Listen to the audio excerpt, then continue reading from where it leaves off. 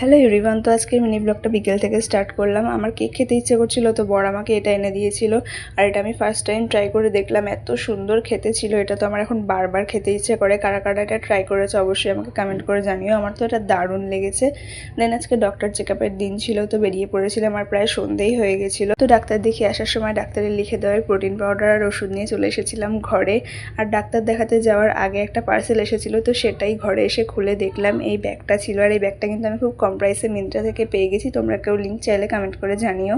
আর লিচু আমি প্রায় 2 বছর পরে খাচ্ছি, যেটা আমার খুব পছন্দের ফল।